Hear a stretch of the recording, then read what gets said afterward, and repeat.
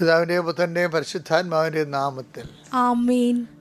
എൻ്റെ പ്രിയപ്പെട്ടവരെ, good morning. നമുക്ക് പ്രത്യക്ഷ പ്രാർത്ഥനയ്ക്ക് തുടങ്ങാം.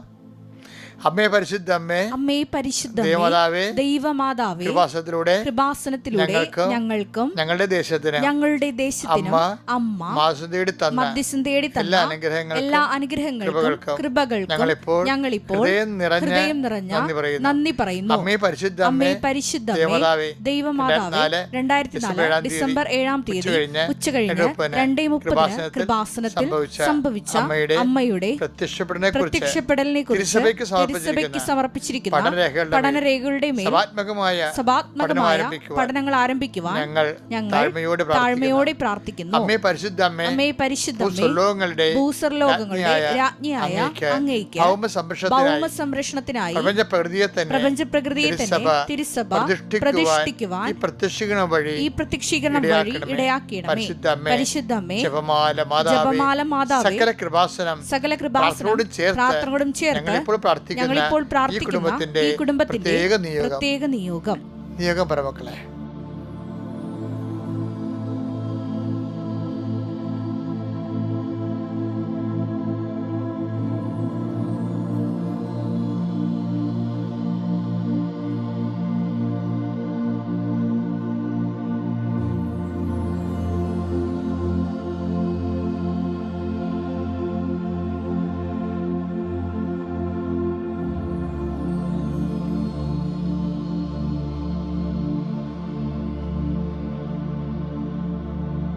അമ്മയുടെ പ്രത്യക്ഷീകരണത്തിന്റെ ഈ അനുഗ്രഹവേളയിൽ ഞങ്ങൾക്ക് സാധിച്ചു തരുവാൻ കനിയണമേ.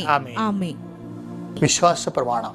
സർവശക്തനായ പിതാവും ആകാശത്തിന്റെയും ഭൂമിയുടെയും സൃഷ്ടാവുമായ ദൈവത്തിൽ ഞാൻ വിശ്വസിക്കുന്നു.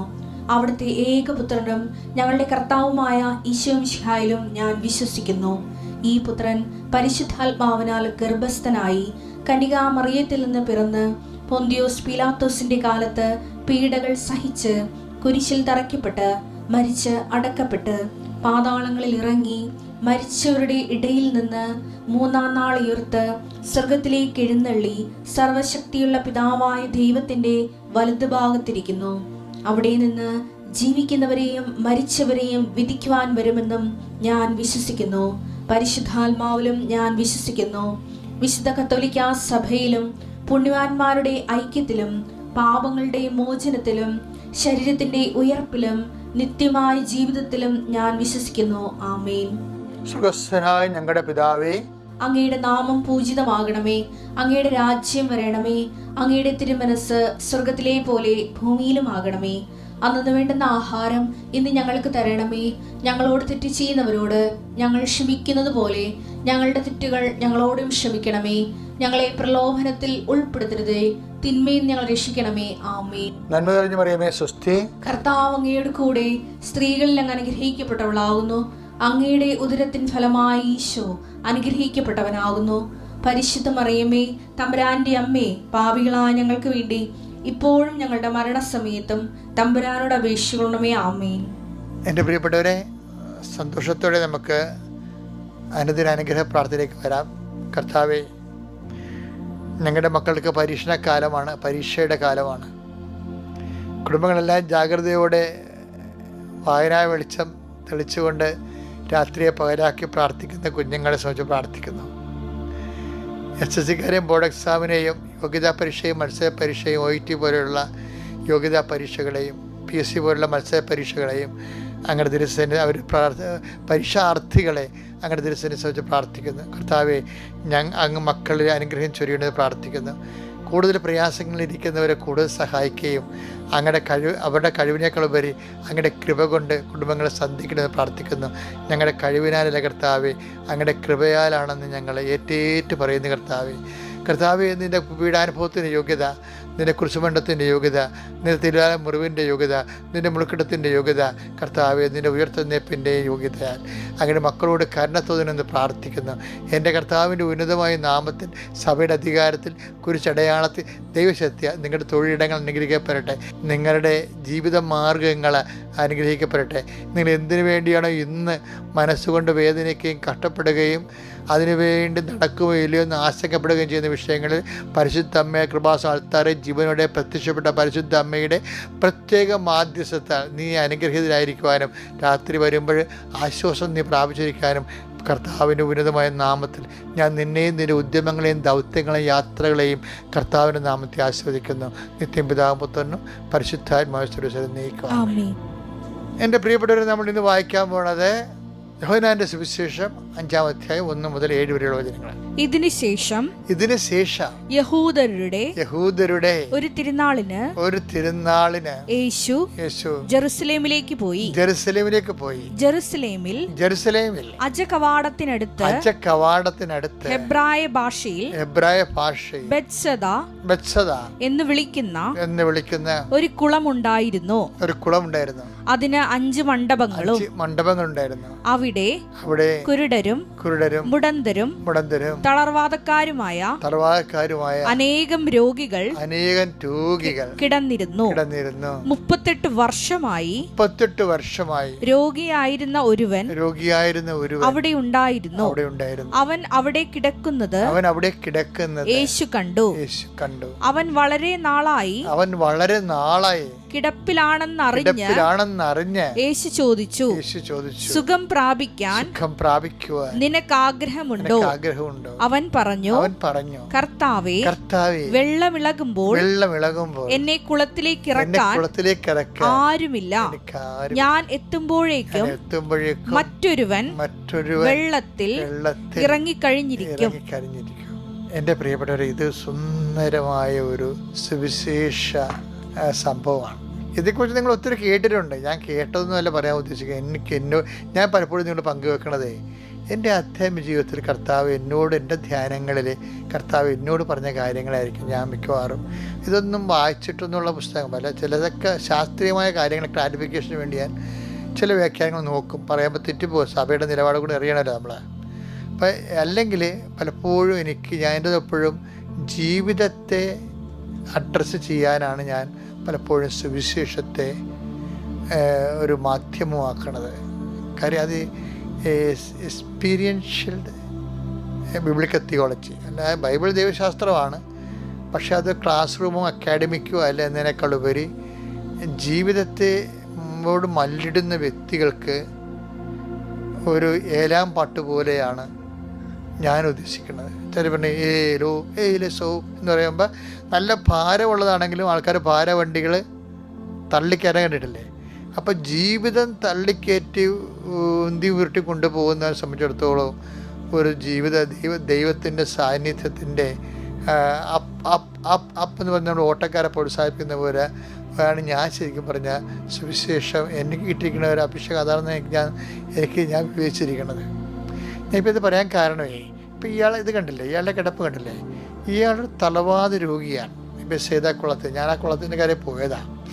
അത് നമ്മുടെ നാട്ടിലെ കുളം പോലെ ഇങ്ങനെ ഇരിക്കുന്ന കുളമല്ല.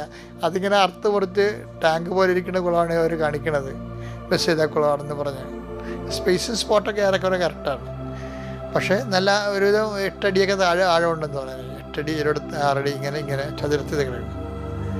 അപ്പം അവിടെയൊക്കെ എന്ന് വെച്ച് കഴിഞ്ഞാൽ ആൾക്കാർക്ക് ഈ തലവാര രോഗിക്ക് ഈ വെള്ളം ഇറങ്ങുമ്പോൾ ഇറക്കണമെന്നുണ്ടെങ്കിൽ സ്റ്റെപ്പ് ഉണ്ടാകും. പക്ഷെ ആരെങ്കിലും സഹായം വേണ്ടി വരും. അല്ലാതെ നമ്മുടെ കുളങ്ങൊന്ന് തീട്ടി നമുക്ക് ഒറ്റയ്ക്ക് ഇറങ്ങാൻ പറ്റും. ഇതങ്ങനെ ഇറങ്ങാൻ പറ്റത്തില്ല. ഇതിന് സ്റ്റെപ്സുകളുണ്ട് താഴേക്ക് സൈഡിൽ കൂടി. അതിനെ ആ ചെറിയ സ്റ്റെപ്പ് ആരെങ്കിലും സഹായിക്കണം. അപ്പോൾ എന്താ പ്രശ്നം വെച്ച് കഴിഞ്ഞാൽ ഈ മനുഷ്യൻ 38 കൊല്ലമായി. ദാറ്റ് മീൻസ് ഇയാൾ വന്ന സമയത്ത് ജനിച്ച പിള്ളേർക്കൊക്കെ ഇപ്പോൾ 38 വയസ്സുകൊണ്ട് നടത്താം. 30 വർഷങ്ങളായി. ഈ വർഷങ്ങളായിട്ടും ഈ മനുഷ്യൻ അവിടെ കിടക്കുകയാണ്. വർഷങ്ങളായിട്ട് ദൈവദൃശ്യത്തിൽ കിടക്കണ കുറേ മനുഷ്യരുണ്ട്. എന്ന് വെച്ചാൽ ഒരു മധ്യസ്ഥന്മാരും സഹായിക്കാതെ കിടക്കുന്ന ആൾക്കാരുണ്ട്. വർഷങ്ങളായിട്ട് ഒരേ വിഷയം തന്നെ. ചിലരെന്നെ പറയും, എൻ്റെ അച്ഛാ 75 കൊല്ലമായി ഈ പാകോടമ്പടിക്ക് വേണ്ടി എൻ്റെ അപ്പാപ്പ ശ്രമിച്ചു, എൻ്റെ അപ്പ ശ്രമിച്ചു. ഇപ്പം എൻ്റെ കാലത്ത് എൻ്റെ മരുമകൾ ആണ് കല്യാണം കഴിച്ച് വന്നപ്പോഴാണ് അവളാണ് എൻ്റെ പുറകെ തൂങ്ങിയിട്ട് ഇപ്പം പെട്ടെന്ന് ഉടമ്പടി എടുത്തപ്പോൾ നടന്നതെന്ന് പറയും. അപ്പോൾ ഞാൻ ഓർക്കുകയും ചില കാര്യങ്ങളിങ്ങനെ നീണ്ടുപോയേക്കാണ്. ആ മരുമകൾ പുതുതായിട്ട് വന്നതാണ് അവൾ. അപ്പോൾ അവൾക്കാണ് അവിടെ വിശ്വാസത്തോടു കൂടി അത് ആ ഉടമ്പടി ചെയ്തിട്ട് ഈ ഭാഗ ഉടമ്പടി ചെയ്യാൻ വേണ്ടി ദൈവത്തിൻ്റെ കരുണയെ ആശ്രയിച്ച് അത് വർക്കൗട്ടാക്കി എടുത്തിരിക്കണത്. ഇപ്പം ചില കാര്യങ്ങൾ ഇങ്ങനെ ലാഗ് ചെയ്യുന്ന കാര്യമാകാം, പക്ഷേ ലാഗ് ചെയ്ത കാര്യങ്ങളായാലും ഇപ്പം അതുകൊണ്ട് ഞാനിതെല്ലാം പിടിക്കണത്. ഇപ്പം 25 കൊല്ലം മക്കളിൽ എന്ന് പറഞ്ഞാലും ഞാൻ പറഞ്ഞ ഉടമ്പെടുത്ത് നമുക്ക് നോക്കാം എന്ന് പറയും. എന്താ കാര്യം? കർത്താവ് ഏത് അന്ത്യവിനാഴികയ്ക്കും ഇടപെടുന്ന സ്വഭാവമാണ്. 38ാമത്തെ കൊല്ലം അവൻ അവിടെ കിടക്കുന്നത്, നീ ഇതൊക്കെ കേൾക്കണം കേട്ടോ. ഇന്നത്തെ യാത്രയ്ക്ക് മുമ്പേ അവൻ അവിടെ കിടക്കുന്നത് അവൻ കണ്ടുവെന്നാണ്. പലരും കണ്ടു കാണുവേ, പല അണ്ണന്മാരും കാണേണ്ടവൻ കാണാതിരിക്കുന്നോളം കാലം വേറെ ആരും കണ്ടിട്ട് കാര്യമില്ല. കുറേ അണ്ണന്മാർ കണ്ടു, പഞ്ചായത്ത് മെമ്പർ കണ്ടു അല്ലേ, ചിലപ്പോൾ മന്ത്രിമാരോട് പോയി കാണും, ചിലപ്പോൾ നിയമജ്ഞന്മാർ പോയി കാണും. ഒരാൾ കർത്താവിന് ഇഷ്ടമാണെങ്കിൽ പോണ ആൾക്കാരൊക്കെ പേര് പറയാനേ സമരക്കാരൊക്കെ അതേ പറയുന്നുണ്ട്. പുരുഹിതം പോയി, ലവയാൻ പോയി എന്നൊക്കെ പറയണില്ലേ. അതുപോലെ ഇവൻ്റെ അടുത്ത് കൂടി പുരോഹിതൻ ലവയാനും അതുപോലെയുള്ള പല ആൾക്കാർ നിയമജ്ഞരും രാജാക്കന്മാരും ഭടന്മാരും ഒക്കെ പോയി കാണാം. ഒത്തിരി പേര് ഇവൻ്റെ കാഴ്ച കണ്ട് കാണും. പക്ഷേ കാണേണ്ടവൻ കാണണം. അതുകൊണ്ടാണ് ഞങ്ങൾക്ക് അവരുണ്ട് ഇയാൾ ആ ടൈപ്പായിരുന്നു, ഞങ്ങൾക്ക് അവരുണ്ട് ഇവരുണ്ട് എന്നൊക്കെ പറയാം. ചിലർ പറയല്ലേ മന്ത്രിയുടെ PA ആണ് എൻ്റെ അമ്മാവൻ്റെ മകൻ എന്നൊക്കെ പറയുന്നില്ലേ. ഞങ്ങൾക്ക് അവരുണ്ട് ഇവരുണ്ട് എന്നൊക്കെ പറയും. ഈ ഒത്തിരി വീമ്പിളൊക്കെ ആയിരിക്കണം നല്ല കേട്ടോ, ഹെൽത്തി. അതറിയാമോ? ആരും നമ്മളെ തക്ക സമയം സഹായിക്കത്തില്ല. ഇവർ പലരും ഉണ്ടെന്ന് വിചാരിച്ചുകൊണ്ട് നിങ്ങൾ കാണേണ്ടവനെ കാണിക്കത്തില്ല, ദൈവത്തിൽ ആശ്രയിക്കത്തില്ല. ഇയാളും പണ്ട് അങ്ങനെയായിരുന്നു. ഇയാൾക്ക് പല ആൾക്കാരുണ്ടായിരുന്നു. ഒത്തിരി പേര് ഇയാളെ വെള്ളം ഇളകുമ്പോൾ പിടിച്ചെടുക്കാൻ വേണ്ടി കുറേ ആൾക്കാരുണ്ടാവില്ല.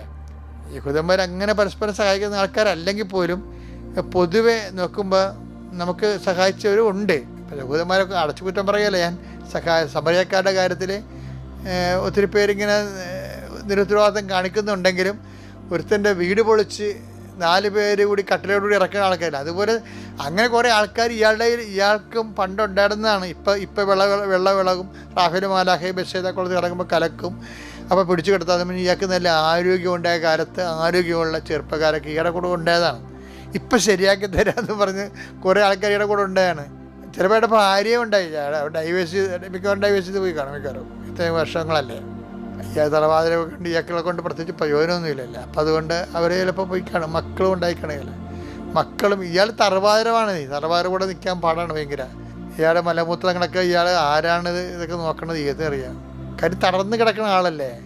അപ്പോൾ ഇത് നിന്നെ ഇപ്പോൾ ഭാര്യയ്ക്കും വേണ്ട, മക്കൾക്കും വേണ്ട, ഭർത്താവിനും വേണ്ട, നാട്ടുകാർക്കും വേണ്ട, കൊണ്ടുവന്നവർക്കും വേണ്ടെന്ന് പറഞ്ഞാലും നിന്നെ വേണ്ട ഒരാളുണ്ട്. അതാണ് പറയണത്. അവൻ അവിടെ കിടക്കണത് അവൻ കണ്ടു. 38 വർഷമായെന്ന് മനസ്സിലായെന്ന്. എന്തൊരു ഈശോനെ കാണുമ്പോഴേ വല്ലാണ്ടായിപ്പോയി നമ്മൾ. അത്രയ്ക്ക് സംഭവമാണ് പറയണേ. അവനവിടെ കിടക്കണം. ഇതാണ് കർത്താവ്. അതാണ് നമ്മുടെ വീട്ടിലൊക്കെ ഈ ഹൃദയമൊക്കെ ഇരിക്കുമ്പോഴേ, ഹൃദയത്തിൻ്റെ രൂപം നമ്മുടെ വീട്ടിലേക്ക് ഹൃദയത്തിൻ്റെ രൂപമില്ലാതെ ഒറ്റ വീടുണ്ടാകരുത്. അത് കാണുമ്പോൾ നമുക്ക് തോന്നണം.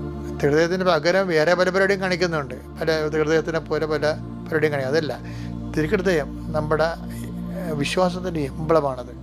ആത്മബന്ധത്തിൻ്റെ ഒരു അടയാളമാണ് ദൈവമായിട്ടുള്ളത്. അപ്പോൾ പറഞ്ഞ് അവനവിടെ കിടക്കുന്നത് അവൻ കണ്ടു. അവനൊറ്റ ചോദ്യം ചോദിച്ചോളൂ, ഈ സിറ്റുവേഷനിലാണ് do you want to heal? നിനക്ക് സുഖം പ്രാപിക്കാൻ ആഗ്രഹമുണ്ടോ? അപ്പോൾ അയാൾ പറഞ്ഞ് എന്നെ സഹായിക്കാൻ ഒത്തിരി പേരൊക്കെ ഉണ്ടായിരുന്നു, ഒത്തിരി പേര് സഹായിക്കുമെന്ന് ഞാൻ പ്രതീക്ഷിച്ചിരുന്നു.